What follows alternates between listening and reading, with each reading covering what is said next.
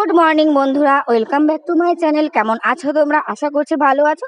সকালবেলা ঘুম থেকে উঠেই কিন্তু আজকের ব্লগটা শুরু করে দিয়েছি। আজকে হচ্ছে শনিবার। আমরা সকাল 6টার সময় ঘুম থেকে উঠেছি। আমাদের ট্রেন হচ্ছে 7:30টায়। তোমরা সবাই জানো মেঘাকে নিয়ে ডাক্তার দেখাতে যাই কলকাতায়, দিদির বাড়ি নিউ টাউনে। তো সেখানেই আজকে যাব। তো তার জন্য সকাল সকাল ট্রেন ধরবো। একটা ট্রেন ছিল 6:30টায়। আমরা 6:30টার ট্রেনটা ধরতে পারবো না বলে 7:30টার ট্রেনটাই যে ধরেছি। তো তার জন্য মেঘনাকে একটু জলমুড়ি খাইয়ে নিচ্ছিলাম। অ্যাকচুয়ালি মুড়ি গুঁড়ো, ও গোটা মুড়ি খেতে চায় না। মুড়ি গুঁড়ো করে চিনি জল দিয়ে খাইয়ে নিচ্ছিলাম, কেননা পৌঁছাতে পৌঁছাতে আমাদের 2-2:30টা বেজে যাবে, সেই কারণে। তো বাড়ি থেকে বেরিয়েই আমরা টোটো পেয়ে গেছি, কেননা আমাদের তো রাস্তার ধারেই বাড়ি, সবসময় টোটো পাওয়া যায়। তো আমরা টোটো ধরে নিয়েছি। এবার আমরা যাচ্ছি কাঁথি স্টেশনে। কাঁথি স্টেশনে যাব। এখন কিন্তু সময় সকাল 7টা বেজে গেছে। আর বলতে বলতে আমরা দেখো কাঁথি স্টেশনে পৌঁছেও গেছি। টিকিট কেটে নিয়েছি। এখন আমরা ট্রেনের জন্য ওয়েট করছি। ট্রেন হচ্ছে 7:35, আর ঘড়ির কাঁটায় দেখলে 7:18 বাজে।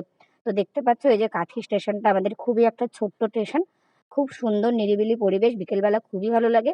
তারপরে আমরা ট্রেনে উঠে গেছি, আর ট্রেনও কিন্তু ছেড়ে দিয়েছে। আর সকালবেলা আমরা যেহেতু কিছু খেয়ে আসিনি, চাও খাইনি, দেরি হয়ে যাবে বলে, তার জন্য এখন ঝালমুড়ি কিনে নিলাম আর ঝালমুড়ি খাচ্ছি। এই ট্রেনটা আমাদের যাবে পাঁশকুড়া। পাঁশকুড়া থেকে তারপরে আমরা আবার হাওড়ার ট্রেন ধরবো। মানে আমরা নামবো সাঁতরাগাছি। সাঁতরাগাছি থেকে আমরা আবার বাস ধরে যাব নিউ টাউন। তো এখন আমরা এই যে ট্রেনে উঠে গেছি। তারপরে খেলাম একটু ঝালমুড়ি, চায়ের জন্য ওয়েট করছিলাম, চা তো পেলাম না। তারপরে মেঘনা তো কিছু খায়নি, তার জন্য মেঘনাকে আবার পাঁপড় ভাজা কিনে দিলাম। ওই যে সাদা পাঁপড়গুলো চাকা চাকা, এখন মশলা দেওয়া পাঁপড় দেখে বলছে মশলা দেওয়া পাঁপড় খাবে, কিন্তু ও তো মশলা দেওয়া পাঁপড় এতটা খেতে পারবে না, খেলেও পেটে ব্যথা করবে। 2 পিস পাঁপড় ভাজা খেয়েছে, বাদ বাকিটা আমি আর ওর বাবা খেয়ে নিয়েছি। তারপর আমরা নেমে গেছি কোথায় বলো তো? এই স্টেশনটা, এটা হচ্ছে পাঁশকুড়া। পাঁশকুড়া খুবই একটা সুন্দর শহর, তাই না বলো? যদিও শহরটা আমার ঘোরা হয়নি, তবে স্টেশনটা বেশ ভালোই লাগে। আর আমরা কিন্তু পাঁশকুড়াতে নেমেই সঙ্গে সঙ্গে আবার হাওড়ার ট্রেন পেয়ে গেছি। শুধুমাত্র ওভারব্রিজটা পার করেছি, সঙ্গে সঙ্গেই আমরা কিন্তু আবার হাওড়ার ট্রেনটা পেয়ে গেছি। তো দেখতে থাকো আজকের ভিডিওটা, অবশ্যই কিন্তু তোমাদের ভালো লাগবে। আর ভিডিওটা ভালো লাগলে অবশ্যই একটা লাইক কমেন্ট শেয়ার করো, ঠিক আছে? তো তারপরে দেখতে পাচ্ছ এই যে দাদাটা, এই দাদাটার হচ্ছে কাঁথিতেই বাড়ি, মানে আমাদের পরিচিত আর কি। কাঁথি স্টেশনে একবার দেখা হয়েছিল, আমরা একই ট্রেনে উঠেছি বাট আলাদা কামরায়। আবার দেখো, মানে বাই চান্স আমরা আবার এই, মানে কি বলবো, আমরা একই ট্রেনে উঠেছি, মানে সাঁতরাগাছি ট্রেন ধরার জন্য। এই দাদারাও সাঁতরাগাছিতেই নামবে। অ্যাকচুয়ালি এই যে বোনটা, এই বোনটা শনিবারে গানের ক্লাস করতে যায় কলকাতাতে, তো সেই জন্যই ওরা যাচ্ছে। আর আমাদের সাথে আবারও দেখা হয়ে গেল ট্রেনে। একই ট্রেনে যদিও এসেছি, আবার দেখো সাডেনলি আমরা একই ট্রেনে উঠেছি। তো তারপরে মেঘনার তো ভীষণ সময় কাটছে, কেননা ওর তো চেনা অচেনা নেই, তোমরা সবাই জানো ভীষণ মিশুকে। তো পুরো ট্রেনটা মানে পুরোপুরি পাঁশকুড়া থেকে সাঁতরাগাছি পর্যন্ত ওরাই মেঘনাকে রেখেছে। আমরা এই সাইডে বসেছি আর মেঘনা ওনাদের সাথে বসেছে। তারপরে মেঘনাকে আবার এই যে পপকর্ন কিনে দিল। তারপরে এই যে সবাই মিলে পপকর্ন খাচ্ছিলাম, 2টো পপকর্ন সবাই মিলে কিনে খেয়েছিলাম। তারপরে চায়ের জন্য মনটা না খুব ছটফট করছিল। আর মেঘনা দেখো কত ঢং করছে ওর বাবার সাথে। অ্যাকচুয়ালি ও ভীষণ মজা করে, মানে ট্রেনে বাসে। ছোটবেলায় একটু বিরক্ত করতো, ছোট ছিল তো তখন একটু বায়না করতো, তারপর একটু ব্রেস্ট ফিডিং করতে চাইতো। এখন একটু অনেকটা বড় হয়ে গেছে, তো এখন মানে বেশ জার্নি করতে পারে, এখন আর ওর কোনো প্রবলেম হয় না। আর এমনিতে তো খাওয়ার কথা কখনোই বলে না, মানে পেট ভরে খাওয়ার কথা কিছুই বলে না। তবে এই যে পপকর্নটা খেয়েছে, তারপর জল টল খাই দিয়েছে, একটুও কিন্তু ট্রেনের মধ্যে বিরক্ত করেনি। তারপরে এই যে আমরা একটু অবশেষে চা পেলাম, তবে র চা খেতে চাইছিলাম, র চা তো পেলাম না, তার জন্য দুধ চাই খাচ্ছি, কি আর করবো।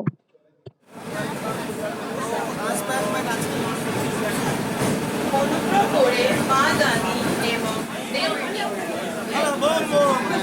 করবে না,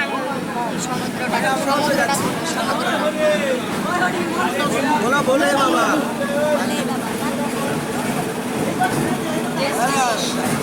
बोम बोले बोलो बोम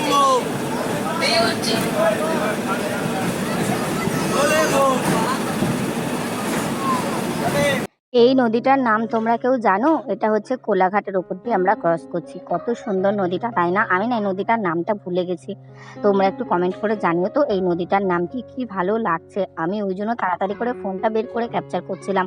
আমার তো এই নদীটার উপর দিয়ে যেতে খুব ভালো লাগে, বিশেষ করে ট্রেনে বাসে যদি কোনো নদীর উপর দিয়ে যাই না, সেই ভিউটা যতক্ষণ না ক্যামেরা করবো আমার না শান্তি লাগে না। ভীষণ ভালো লাগছিল, জানলা দিয়েও কি ভালো লাগছিল।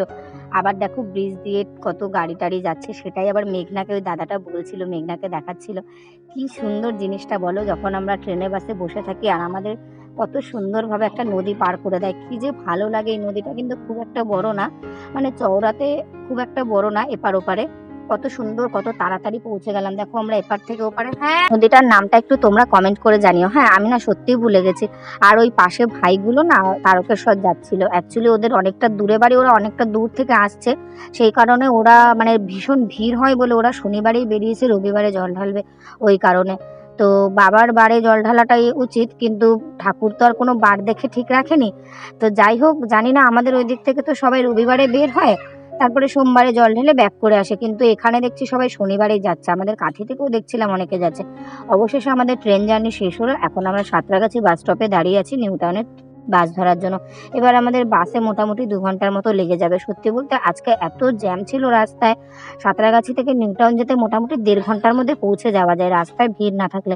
তবে আজকে বাস দাদাও কিন্তু, মানে বাস দাদা বলতে বাস ড্রাইভার দাদাও কিন্তু খুব স্লোলি বাসটা চালাচ্ছিল। আর এই দেখো বলতে বলতে আরও একটা নদী পার করছি। এই নদীটা হচ্ছে গঙ্গা নদী, নিশ্চয়ই তোমরা সবাই জানো। এখন আমরা এই নদীটা পার করছি। আমার না এই নদীর উপর দিয়ে যেতে না কি যে ভালো লাগে, কি বলবো, নৌকার থেকেও বেশি বাস ট্রেনে খুব ভালো লাগে। তারপরে এই যে একটা দেখতে পাচ্ছ, এটাও একটা ব্রিজ, খুব ভালো লাগছে, মানে ওভার ব্রিজ যাকে বলে। আমার তো খুব ভালো লাগে এরকম রাস্তায় ভিডিও করতে, ভীষণ ভালো লাগে। তো এখন আমরা বাস জার্নিটা করবো। তবে আজকে অনেকটা লেট হয়ে গেছে, 1.5 ঘন্টার জায়গায় 2.5 ঘন্টা লেগেছে। মানে আমরা 11:30টায় বাস উঠেছি আর আমরা পৌঁছেছি 2টোর পরে, জানো তো, এতটা লেট হয়েছে। মোটামুটি 1:45 এরকম টাইমেই বাস থেকে নেমেছি। তারপরে আবার শুরু হয়ে গেছে বৃষ্টি, বাসের মধ্যেই না বৃষ্টি শুরু হয়ে গেছিলো। তোমাদের এরকম জার্নি করতে কার কার ভালো লাগে বলো? কতটা দূরের জার্নি, 7টার সময় বেরিয়েছি, পৌঁছেছি প্রায় 2:30টার দিকে, এতটা লেট করে। আর বাপের বাড়ি গেলে আরও 4 ঘন্টা ধরে নাও। কতটা লং ডিস্টেন্সে থাকলে মানুষের এতটা জার্নি করতে হয়, ভাবতে পারছো? তো কি আর করা যাবে, দূরে ভাগ্যে ছিল, দূরে তাই দূরে হয়েছে। যাদের কাছে ভাগ্য তাদের কাছে হয়। যাই হোক, জার্নি করতে কিন্তু খুব একটা খারাপ লাগে না, ভালোই লাগে। আগে আমার ছোটবেলা থেকে বাসে বমি হতো, ট্রেনেও বমি হতো। তবে এই যে রিসেন্ট মেঘনাকে চোখের ডাক্তার দেখানোর জন্য 2 মাস পর পর আসতে হচ্ছে বলে এখন আমার বাসে বমিটা না একদম কমে গেছে। সত্যি বলতে 4-5 ঘন্টা বাসে থাকলেও এখন আমার আর বমি হয় না। তো দেখতে দেখতে দেখো আমরা নিউ টাউনের দিকে ঢুকছি। আর এই নিউ টাউনের রাস্তাটা আমার যে এত ভালো লাগে, মোটামুটি সবারই মনে হয় ভালো লাগে, ভীষণ ভালো লাগে। এই বড় বড় বিল্ডিং, এত সুন্দর পরিষ্কার রাস্তা, খুব সুন্দর লাগে। আর বাসে তো হাওয়া দিচ্ছিল, কেননা প্রচণ্ড মেঘ করেছিল। সাঁতরাগাছিতে যতক্ষণ ছিলাম ততক্ষণ খুব রোদ ছিল, তারপরে এত মেঘ করেছে, দেখতেই পাচ্ছ, ভিডিওতেও তোমরা বুঝতে পারছো, যেন মনে হচ্ছে বিকেল হয়ে গেছে, কিন্তু অ্যাকচুয়ালি এখন দুপুরবেলা। এত সুন্দর লাগছিল। আর মেঘনা কিন্তু বাসে একটু বিরক্ত করেনি, ও কিন্তু খিদেও পাচ্ছিল, কিন্তু ও সবসময় খাওয়ার কথা বললেই বলে না খাবো না। আর এই যে বিল্ডিংটা দেখতে পাচ্ছ, কি ভালো লাগে, আমার না ভীষণ ভালো লাগে। এই রাস্তাটা যখনই ঢুকে পড়ি খুব ভালো লাগে। তো খুব সামনেই চলে আসছে বিশ্ব বাংলা। আর বিশ্ব বাংলাটা কার কার ভালো লাগে অবশ্যই কমেন্ট করে জানিও। আমার খুব একটা ফেভারিট জায়গা হচ্ছে বিশ্ব বাংলা, কিন্তু সত্যি বলতে বিশ্ব বাংলায় দাঁড়িয়ে ছবি তোলা হয়নি। একবার ছবি তোলা হয়েছিল, কেননা যখনই আমরা বিশ্ব বাংলার ওপর দিয়ে যাই সবসময় আমরা রানিং বাসে থাকি, যার কারণে আমরা কিন্তু কোনো রকম ছবি ভিডিও করতে পারি না নিচে দাঁড়িয়ে। তো এত সুন্দর লাগছিল। আর শুরু হয়ে গেছে বৃষ্টি, জানো, বড় বড় ফোঁটা ফোঁটা বৃষ্টি পড়ছিল, এত ভালো লাগছিল, বেশ ঠান্ডা ওয়েদার।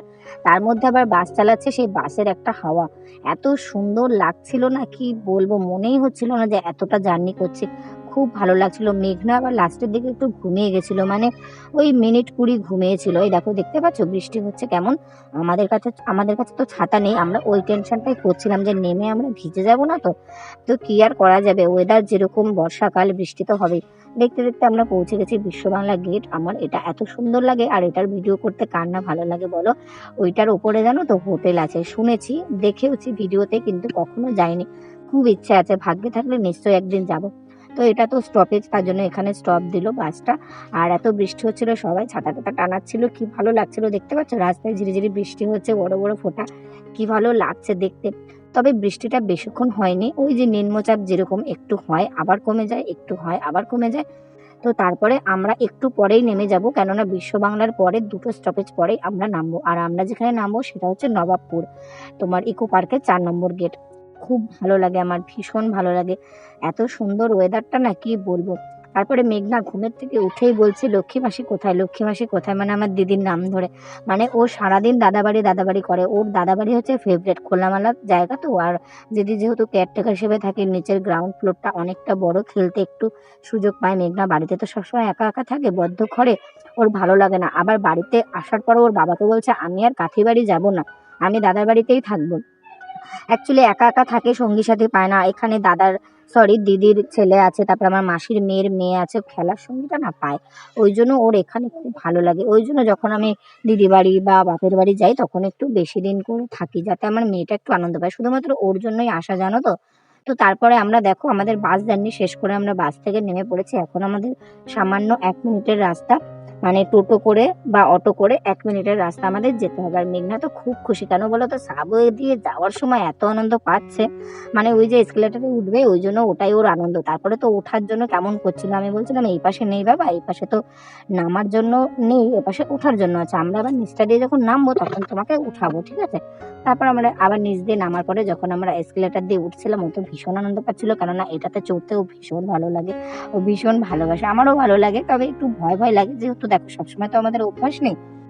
যখন আসি তখনই এখানে ওঠা হয়, সবসময় তো আমাদের এই হ্যাবিটটা নেই, আমাদের ওখানেও সেরকম এরকমটা নেই, সেই কারণে। যাই হোক, দেখতে দেখতে আমরা দিদি বাড়ি চলে এসেছি, কেননা অটোতে আমরা আর ভিডিওটা করতে পারিনি, জোর বৃষ্টি নেমে গেছিল।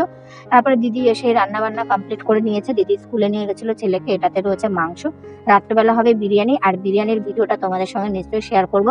রাত্রেবেলা খুব একটা ভালো ব্লগ করে রেখেছি, তোমাদের সঙ্গে কালকে শেয়ার করবো। ওইদিকে দেখো মেঘনা এসেই খেলা করছে, অ্যাকচুয়ালি বৃষ্টিতে ভিজেছে বলে ওকে না স্নান করায়নি, আমরা আস্তে আস্তে ভিজে গেছিলাম। তো দিদি রান্না করেছে কুমড়ো শাকের নিরামিষ তরকারি, মেঘনার জন্য মাছ ভাজা আর মাছের ঝাল, আর করেছে চিংড়ি মাছ দিয়ে লাউ ঘন্ট। দারুণ একটা খাবার, আমাদের খুব খিদে পেয়েছিল। আজকের ব্লগটা এখানে শেষ করে দিলাম, কেমন লাগলো টাটা।